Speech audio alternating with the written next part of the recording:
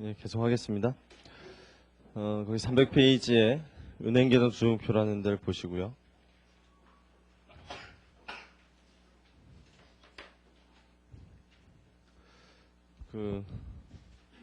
저번 주에 제가 세무사 시험에 최연소 합격한 친구가 뭐 그런 얘기 했었나요, 제가?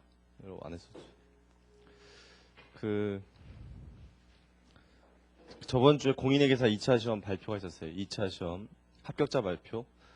그 다음에 그거 있기 전에 먼저 세무사 시험 합격자 발표도 있었고요. 근데 개인적으로 저도 이제 학원 강의를 한 4년째 계속 하고 있는데 처음에 이제 제가 처음 할 때는 저 수업 들은 친구들이 공부를 그때 막 이제 시작하거나 뭐 이런 친구들이라서 이제 합격하거나 이런 친구들이 많지 않았었는데 이제 좀 되니까 누적된 인원도 좀 있고 해서 합격하는 친구들이 꽤 많이 생기더라고요. 그래서 저희 학원에서는 종합반이라는 걸 하고 있는데 회계사 시험 같은 경우에 세무사 1차 시험도 종합반 거기 같이 하고 있어요. 근데 이제 이번에 6기째를 하고 있거든요. 현재 강의하고 있고. 근데 종합반 들었던 학생들이 올해 2차 시험에 많이 붙어가지고 좀 저희가 생각했던 친구들이 그래서 아주 기분이 좋아요. 현재. 그리고 또 저 수업 들었던 친구 중에 서울시립대 여학생인데 세무사 시험에 최연소 합격을 했어요. 그래서 그 친구도 있고 그래서 여러분한테 좀 조언을 해드리려고요. 여러분 어떤 공부를 시작할 때 여러분 이제 출발점 아닙니까 지금? 출발점인데 어떤 자세가 필요하냐면 전번에 한번 얘기했는지 모르겠지만 공부라는 걸 무작정 합격할 때까지 하겠다 이렇게 하면은 어떤 시험을 공부하든지 간에 너무 오래 걸려요. 그리고 오래 걸릴수록 합격 가능성이 높아지느냐 공부 기간이 길어질수록 점점 떨어져요. 합격 가능성이 반비례예요. 공부를 오래 한 사람과 합격하는 가능성은 점점 떨어져요. 절대로 오래 공부한다고 어떤 곳이든지 합격하는 게 아니에요. 오히려 짧게 공부하는 게 그리고 단기간에 열심히 하는 게 그게 더 중요하거든요. 그래서 여러분 이제 처음 시작일 테고 아직 마음을 안 잡은 사람도 있고 그냥 회계 원리 들어보려고 온 사람도 있고 그런데 스트레스 받으라고 한 얘기가 아니라 여러분들이 어떤 자격 시험을 목표로 하고 있다 마음속으로 오래 공부하는 게 절대로 좋지 않다. 그래서 자기가 목표하는 기간을 정해야 돼요. 자기 목표하는 기간을 정해서 그 기간 안에 끝내려고 노력을 해야 그 기간 안에 더 열심히 하려고 하는 거예요. 딱 목표 기간을 정해야 어떤 곳이든지 1년에 한 번밖에 기회가 없거든요. 우리나라 시험이. 공인회계사도 1년에 한 번, 세무사도 1년에 한 번, 간평사도 1년에 한 번, 보험기레인도 한 번, 다 한 번씩밖에 없잖아요. 이 시험이. 그렇기 때문에 이 시험이라는 게 한 번밖에 없으니까 내가 몇 년을 공부하겠다라는 데드라인을 정하면 그 기간 안에 내가 시험을 볼 수 있는 기회가 두세 번밖에 없어요. 많이 해봐야 두세 번. 그 두세 번의 기회에 내가 합격을 해야 되기 때문에 또 이런 어떤 고시는 2달 공부해서 합격할 수 있는 게 아니잖아요. 그 과목을 한 번이라도 다 배우려면 그것만 해도 한 1년이라는 기간이 소요되는 6개월, 8개월 이렇게 공부 기간이 꽤 있어야 시험 볼 수 있는 어떤 능력이 갖춰지기 때문에 그런 기회가 정말 없어요. 몇 번. 그럼 내가 그 한 번의 기회를 아주 소중하게 잘 활용해서 합격해야겠다 이런 생각이 아주 강하게 들거든요. 강하게. 그래야 그 짧은 기간 동안 계획을 잘 세워서 열심히 해서 끝내버리는 거거든요. 그래야지만 후회 없이 여기서 내가 더 이상 열심히 할 수 없다는 정도까지 열심히 해서 합격해서 나가는 거지. 그러지 않고 그냥 내년에는 아직 내가 실력이 안 됐으니까 그냥 하다가 한번 보지 뭐. 내년에 보죠? 떨어지죠. 내후년에는 실력이 갖춰질 것 같아? 안 갖춰져요? 또 그래요 또. 내년도 안 되겠네. 그냥 또 한번 시험 상황 보지 뭐. 또 1년이 가요. 그러다 보면은 때를 놓쳐요. 때를 놓쳐서 이미 후회도 늦은 단계가 되기 때문에 그럼 시험 공부 못 하는 거죠. 그래서 여러분들이 그 생각을 꼭 잘 하시고 이번에 저희 합격한 사람 중에 작년 6월부터 공부 시작한 사람 있어요. 공인회계사 2차 시험을 종합반 들었던 분인데 연대 나오신 분이었고 공대 출신이었어요. 그래서 직장 생활 하다가 그만두시고 와서 회계사 시험 공부한 분이었는데 작년 6월에 그만뒀어요. 회사를. 작년 6월에. 7월부터 저희 학원에 왔는데 그분이 그러니까 7월부터 공부를 시작했는데 작년 7월이요. 공인행사 2차 시험이 올해 7월에 있거든요. 올해 7월에. 그러니까 올해 7월에 2차 시험 봤어요. 봐서 합격했어요. 그래서 끝냈으니까 정확하게 공부하고 나서 시작해서 얼마 딱 된 거예요. 딱 1년이죠. 저희가 생각할 때 가장 이상적인 정말 최단기간에 공부해서 합격한 사람이에요. 그 사람 말고도 또 있어요. 어린 학생 중에 서강대 학생도 있고. 그래서 저희 종합반 들은 학생 중에 많이 붙었는데 그 연대 출신 그분이 이제 분명히 졸업하기 직장을 그만두기 전에 자기가 이 시험 공부에 관심이 있었기 때문에 미리 좀 공부했겠죠. 근데 여기 와서 공부 시작한 건 7월 달부터 했고 그 다음에 9월부터 가을 학기 종합반이라고 해서 저희가 1차 대비한 반이 있거든요.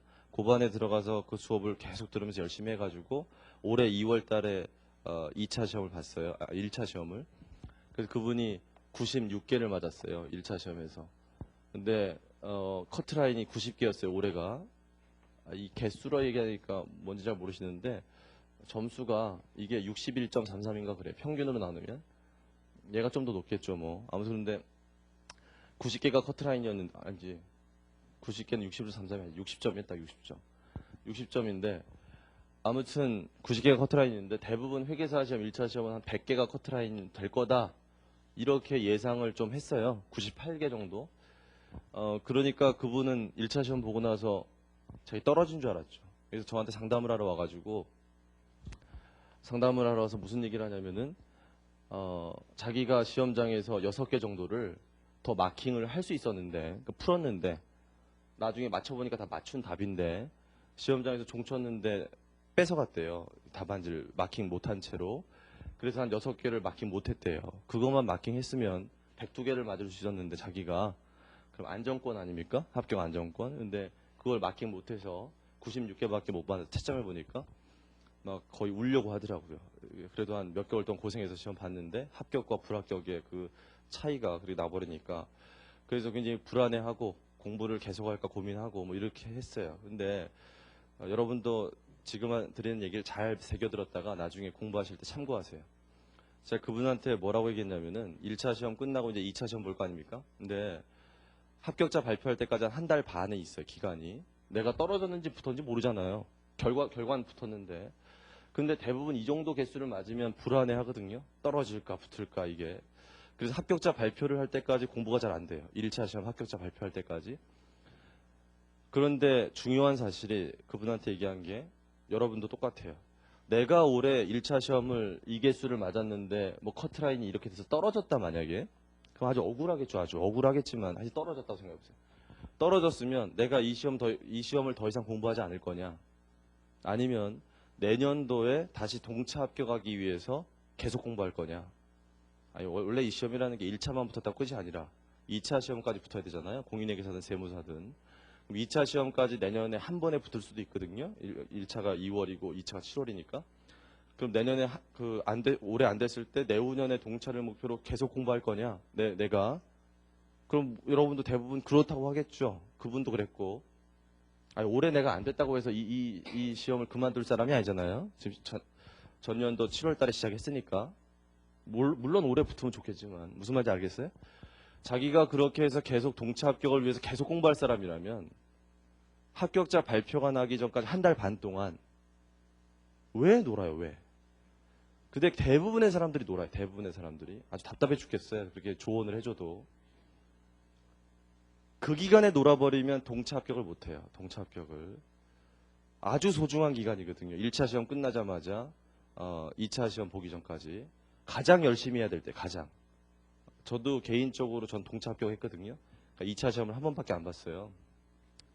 그래서 제가 어떻게 공부했는지는 합격수기 저희 홈페이지에 있으니까 한번 읽어보세요.